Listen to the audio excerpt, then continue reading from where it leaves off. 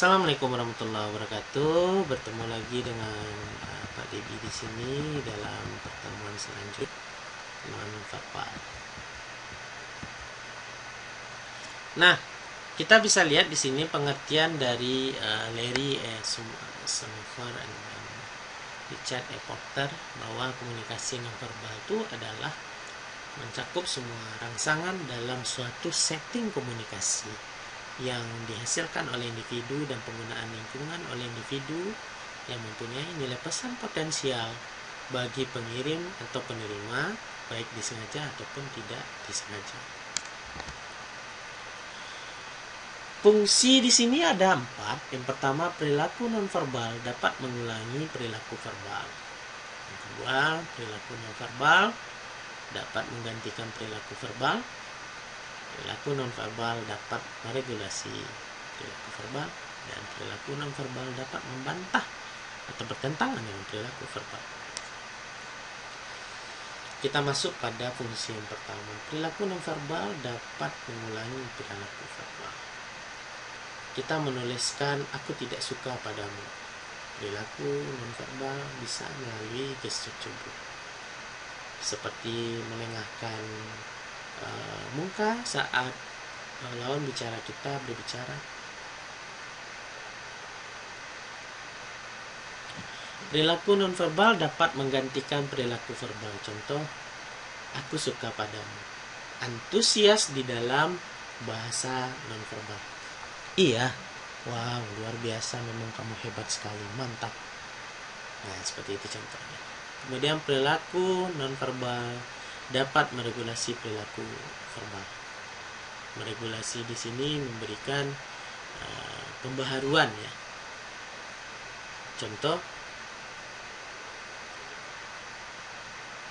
hari ini kita sedih.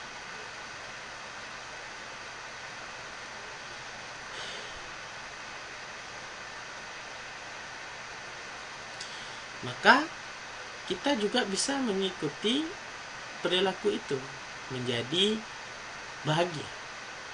Hei, udahlah, jangan dipikirkan juga lagi. Sudah. Nah, yuk kita pergi ke kantin lagi. Nah, gitu. Kemudian perilaku nonverbal dapat membantah atau bertentangan dengan perilaku verbal. Contoh, hari ini aku sedih sekali, di dalam sebuah tulisan. Sementara bantahannya adalah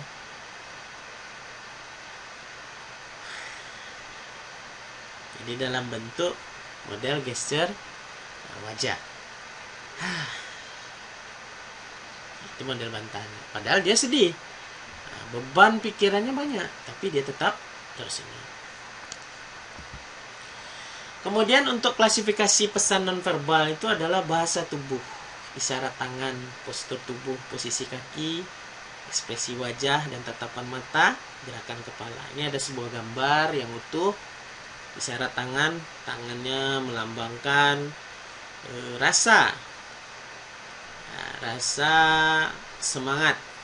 Postur tubuh dan posisi kakinya, dia semangat, tapi rasanya tidak ingin berlama-lama di sana karena banyak pekerjaan yang harus dia selesaikan.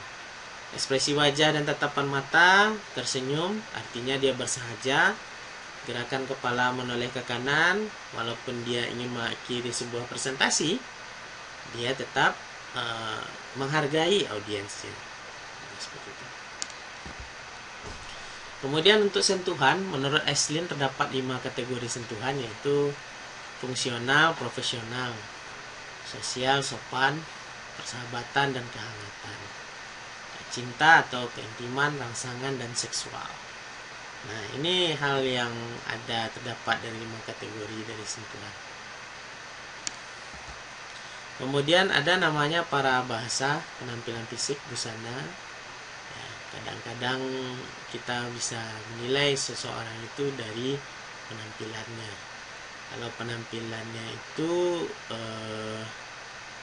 katakanlah sederhana, artinya dia orang yang bersahaja. Kalau penampilannya mewah, kita belum bisa juga mengatakan dia itu orang kaya.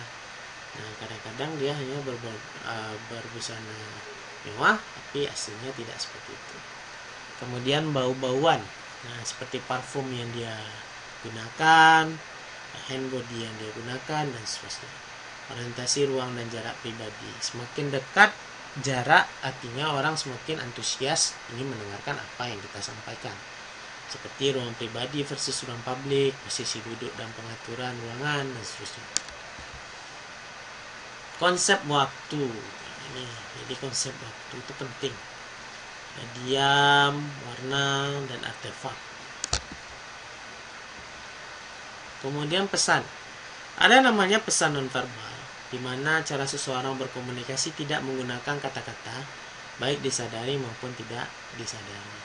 Pesan nonverbal ini penting karena yang pertama sangat menentukan makna dalam sebuah komunikasi. Perasaan atau emosi lebih cermat disampaikan, sering lebih efisien daripada pesan verbal, karena dia langsung menggunakan mimik, wajah, gerak tubuh. Fungsi pesan nonverbal itu ada repetisi untuk mengulang, mengganti atau substitusi, mempertimbangkan kontradiksi, melengkapi, komplement, dan menegaskan pesan, aksentuasi. Ciri-ciri komunikasi nonverbal itu biasanya tidak kita sadari, ya, seperti memalingkan wajah, tidak kita sadari bahwa orang tidak menyukai kita. Ya, komunikasi nonverbal merupakan kebiasaan. Hei, lagi apa tuh? Yang seharusnya, ya Udin lagi ngapain tuh? Nah, kan gitu. Itu lebih sopan. Cuma karena kebiasaannya berkomunikasi seperti itu. Nah, kemudian komunikasi nonverbal dapat menjebak atau membohongi seseorang.